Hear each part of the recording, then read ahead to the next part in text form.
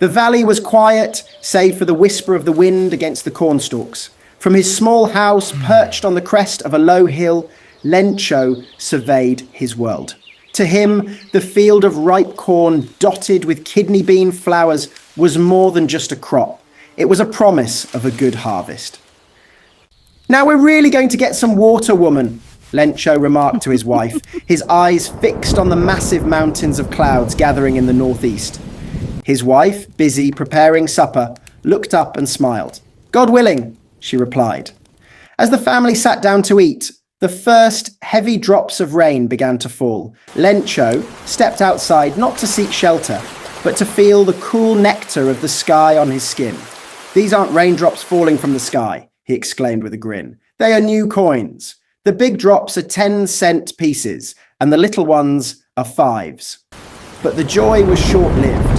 A sudden, violent wind began to blow, and with the rain came hailstones so large they truly did resemble new silver coins. For an hour, the hail rained down on the entire valley.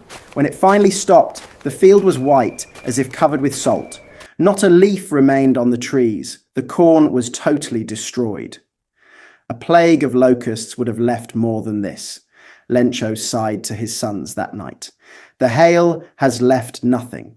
This year we will have no corn. We will all go hungry. Despite the ruin, a solitary flame of hope burned in Lencho's heart. He was an ox of a man, accustomed to hard labour, but he was also a man of profound, simple faith. He believed that God's eyes see everything, even what is deep in one's conscience. At daybreak the following Sunday, he sat down to write a letter. It was not a letter to a friend or a relative, but a direct appeal to the Almighty. "God," he wrote, if you don't help me, my family and I will go hungry this year. I need 100 pesos in order to sow my field again and to live until the crop comes, because the hailstorm..." He placed the letter in an envelope, addressed it simply to God, and walked to the post office in town. When the postman found the letter, he had a good laugh. He showed it to the postmaster, a fat, amiable man, who also began to chuckle. But almost immediately, the postmaster turned serious. He was moved by the sheer depth of the man's conviction. "What faith?" The postmaster tapped the letter on his desk.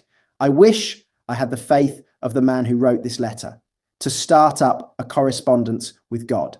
Not wanting to shake such a beautiful belief, the postmaster decided to answer the letter. But to do so, he needed more than just ink and paper. He needed money. He gave up part of his salary and asked his employees and friends to contribute to an act of charity. However, he could only manage to collect 70 pesos, a little more than half of what Lencho had requested. He put the bills in an envelope and signed it with a single word as a signature: God. The next Sunday, Lencho arrived at the post office earlier than usual. When the postman handed him the envelope, Lencho showed not the slightest surprise. Such was his confidence. But as he counted the money, his face darkened with anger. God could not have made a mistake, he muttered to himself, nor could he have denied Lencho what he had requested. Immediately, Lencho went up to the window, asked for paper and ink, and wrote a second letter. He licked the stamp, thrashed it onto the envelope with his fist, and dropped it into the mailbox. The moment he left, the postmaster rushed to open it. It read, "God, of the money that I asked for, only 70 pesos reached me.